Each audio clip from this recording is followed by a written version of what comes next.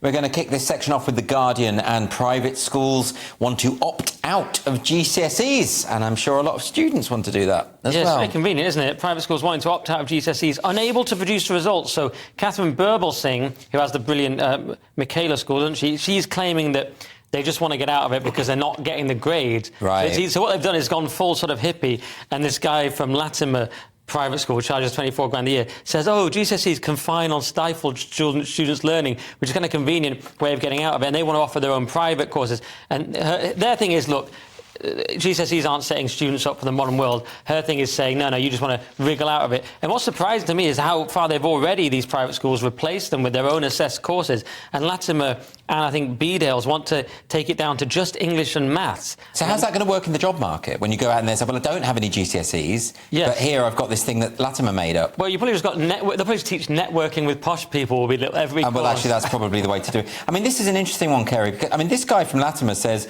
GCSEs reward rote learning rather than deeper original thinking. I just think if only, you know, I think that's what GCSEs should be doing, that people should be able to memorise facts and figures and all the rest of it. I really think, isn't it sort of when you get to A-levels, it's more about thinking and coming up with your own understanding. Yeah, exactly. GCSEs, I don't know, I'm really out of touch with the exams. It was this is why you understand it more, because it's very recent for you.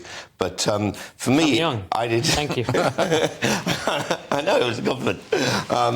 I did O-levels, which were then GCEs, and then there was a CSE at the time, and then that went out somewhere back, I think, 80s or 90s or something, which I'm still back in that time. Chimneys. So I did, yeah. I've got and now what they're talking about is doing the private schools want to do IGCSE, which I think is the international one. Yeah.